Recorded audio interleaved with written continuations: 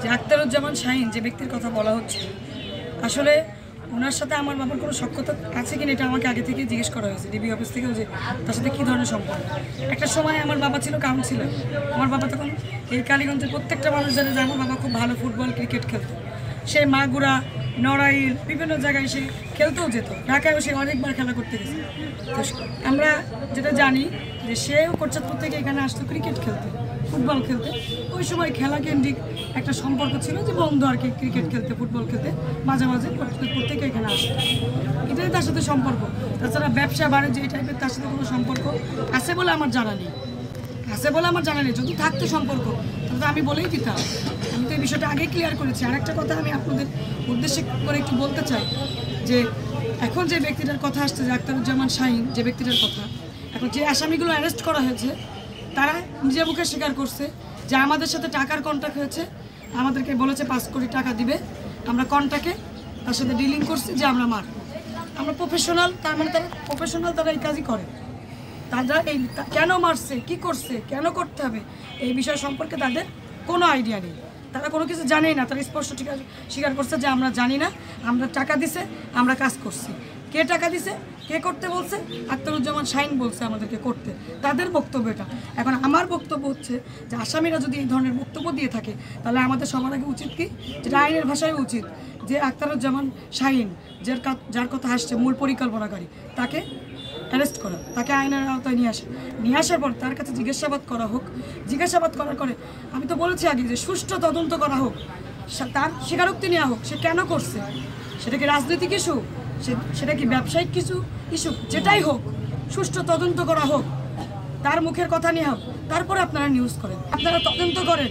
আমিও চিনতে চাই, আমিও জানতে চাই যে কেন এই ঘটনাটা ঘটাইছে। যে আমার বাবা এতদিন ধরে জনপদে রাজনীতি করছে, এমন কোনো নিউজ আপনারা করে আমার বাবার ইমেজ ক্ষুণ্ণ করার চেষ্টা করবেন না। এখন এই ধরনের নিউজের আমি তীব্র প্রতিবাদ জানাই। আমি আগে জানতাম না, এখন মানে কিছুদিন আগে থেকে জানলাম তার কথা। তার ভাই নাকি একজন মেয়র, জনপ্রতিনিধি একজন।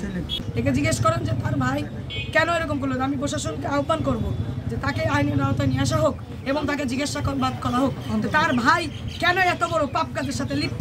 আমার বাবাকে নির্মমভাবে টুকরো টুকরো করে হত্যা করা হয়েছে, আর তার ভাইকে এখনো পর্যন্ত আইনের আওতায় নিয়ে আসা হয়নি কেন, এর বিচারও আমি চাই। আমরা আমাদের সংসদের আমরা লাশের কোনো অংশই এখনো ভারতীয় সিআইডি খুব দক্ষ অফিসার যিনি কাজ করছেন।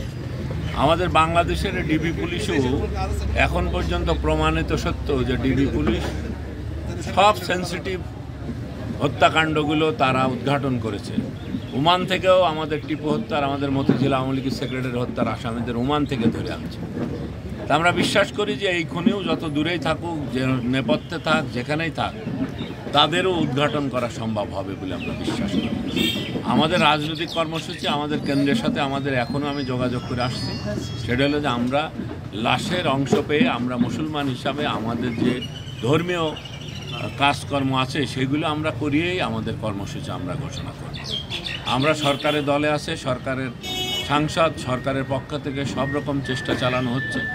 এনে যদি বিরোধী দল হতাম আমরা, তাহলে হয়তো আরও কর্মসূচি আমরা দিতাম। কিন্তু আমাদের সরকারি দল, রাষ্ট্র আমাদের, সরকার আমাদের, এবং আমাদের একমাত্র বিশ্বাসের ঠিকানা মাননীয় প্রধানমন্ত্রী শেখ হাসিনা। এবং তিনি এই জাতীয় হত্যাকাণ্ডই নয়, স্বাভাবিক হত্যাকাণ্ডের মানুষের পরিবারের প্রতিও তার আলাদা সহানুভূতি আছে। এই জন্য আমরা মনে করি এই পরিবারের প্রতি মাননীয় প্রধানমন্ত্রীর সহানুভূতি আছে। এই জন্য তিনি দেখভাল করছেন। আমাদের সংগঠনের সাংগঠনিক সম্পাদক, সেক্রেটারি, জয়েন্ট সেক্রেটারি যারা এই খুলনা বিভাগের দায়িত্ব, তারাও দেখভাল করছে। এবং আমরা এমপি সাহেবের কোনো অংশ পেলেই ওখান থেকে যে ডিএনএ টেস্ট চলছে, যেটুকু পেয়েছে সেটুকু হইলেই ওখান থেকে একটা নির্দেশ আসার পরেই আমরা আনুষ্ঠানিকতা করব। জানাজা দেওয়া, দাফন কাফন হবে, তারপরে আমরা জানাজা অনুষ্ঠিত হবে, তারপরে আমরা রাজনৈতিক কর্মসূচি ঘোষণা